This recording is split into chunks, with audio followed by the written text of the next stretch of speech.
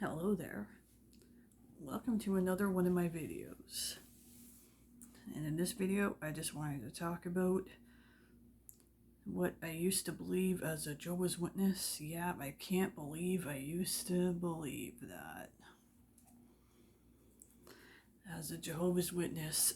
So, yes, I still have my days where I'm honestly embarrassed and ashamed of the things that I used to believe as a Jehovah's Witness.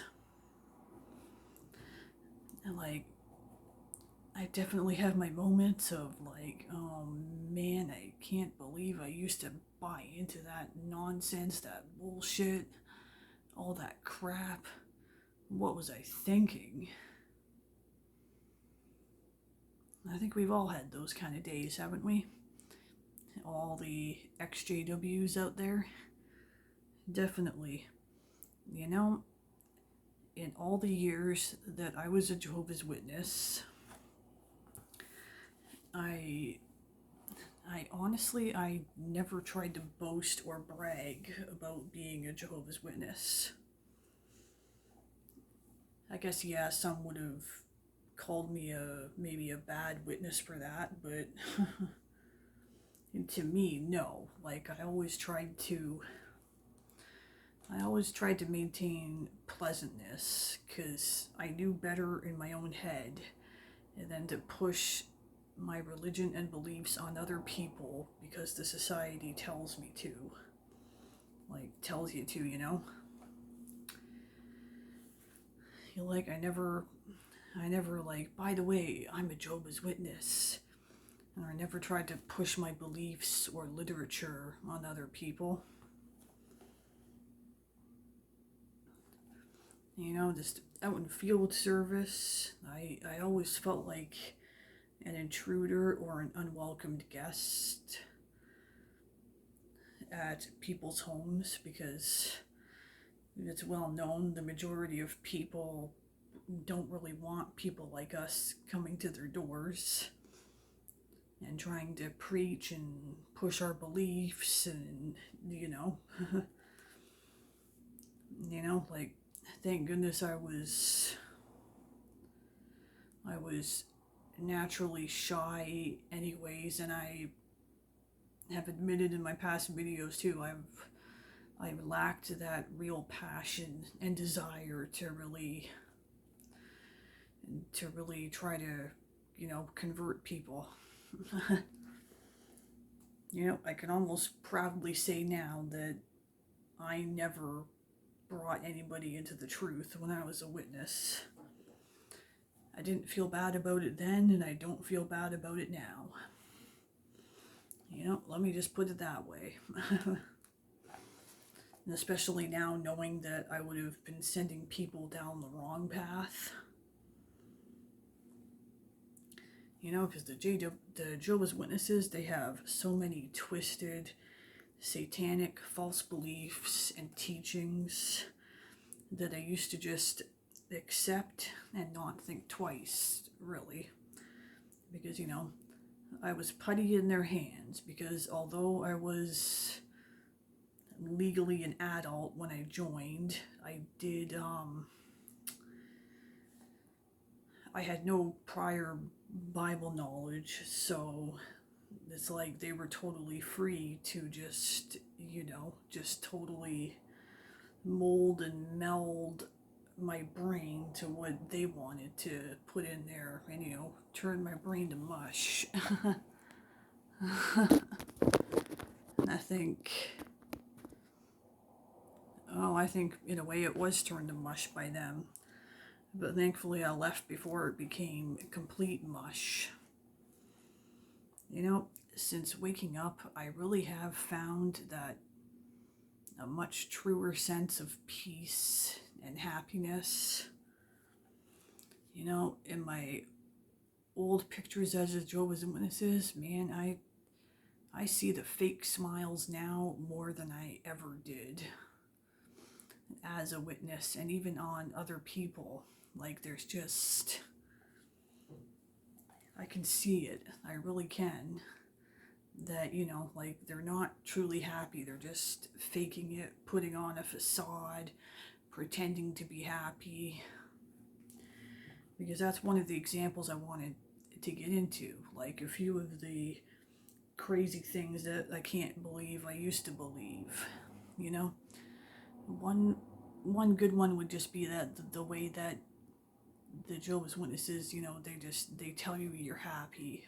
Like, yeah, you got happiest people on earth, happiest life ever, best life ever, you know. They tell you you're happy so over and over, so I think a lot of people just, okay, I guess I'm happy. They're just kind of, they think they're happy when they're really not. So another really good one is the 1914 calculation that they put so much emphasis on, of their that weird calculation, but it's a teaching that they cannot easily delete either, because without that, it's like pulling the floor. It's like really pulling the rug or floor out from one of the very roots of their whole theology. You know, like it is in their literature that 1914 was supposed to be the end, not the start of the last days, as they now claim. You know, because nowadays they deny this. Oh no, that was the start of the last days. But yet, you know, like some of their older literature just speaks for itself. That, you know, no, you believe that it was supposed to be the end. And I can prove it. An example, one of their literatures, the title, Millions Now Living Will Never Die. And I believe this was back in the early 20th century, so a lot of those people would definitely be not around anymore, you know? And the May 15th, 1984 Watchtower, 1914, the generation that will not pass away. And we know now that everybody who did appear on the front cover of that Watchtower, they have passed away. All of them. You know, another one, Armageddon. It instantly comes to my brain right away. It's a place, not an event. You're taking it out of context. You know, according to their teachings, Armageddon is to be a genocide, basically, really. A mass murder by Jehovah of 99% of the world's population. Because 8 million is a nice number, but compared to the world's population of, what, 8 billion?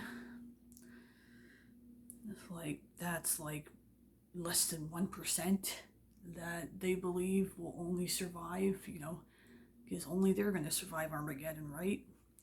So I was actually expected to look forward to everybody dying except me, you know, like, and only we have the truth, like talking about feeling high and mighty and that superiority complex. And you know what? That sounds like an angry, hateful God, not a loving God. Like, exactly. And just also what they say, like surviving Jehovah's Witnesses, like, oh, you'll get your paradise, but first you have to clean up all the dead bodies here and from all the people that will die just before you can make the earth into a paradise. You know, like, and just how it also made for the Jehovah's Witnesses, a lot of them, they're not truly living in the present because they're always waiting for Armageddon, waiting for paradise. So it just makes them, it makes their almost like, you know, this isn't the real life, you know, it like it kind of just end up wasting your life as a witness. Of course, I've got to mention the 144,000, that it's Jehovah's Witnesses take this very literally, like, and just the confusion nowadays that there's so many that are claiming to be anointed among the Jehovah's Witnesses. Like, which is it? And the Trinity. Jehovah's Witnesses deny the Trinity. They teach that God, Jesus, and the Holy Spirit are all separate things. And that's one of the top traits of a cult, to deny the deity of Jesus. By putting the emphasis on Jehovah, you could say that the Jehovah's Witnesses are rejecting Jesus and thus salvation. It also means another thing, that the fact that the Jehovah's Witnesses identify Jesus as a lesser God, they therefore worship two gods, not one. Like the perverted Bible that they made for themselves, and it preaches a false gospel. And do you know what it really means? That they're actually not going to be saved in the end, as much as they like to think that they will be. And think, who would want people to not put all trust and faith in Jesus Christ? Do you know who? Satan and the demons. They would not want people to know that Jesus is God. I kind of think they got to be loving it that they've convinced Jehovah's Witnesses followers that they have the truth, but they don't. They're the biggest fools of all. They really are. And speaking of that, I also think of hell. As Jesus denied hellfire, I admit that's one thing that drew me to the truth at first, way back then, the idea that there was no hellfire. But you know what? Like, there's a problem with that. Without hell, there'd be no reason to live a good life if we all just die and then there's nothing. As the Jehovah's Witnesses teach, when you die, you just don't exist, like nothing. You don't go to heaven, you don't go to hell, there's just nothing. Well, like, in a way, that would just, okay, so I can live however I want, because when I die, that's it anyways, I've learned we need to accept, and also just, I've had to improve on and learn more about the meaning of hell and why it's there and why it was created, to understand God's ways and the Bible better. So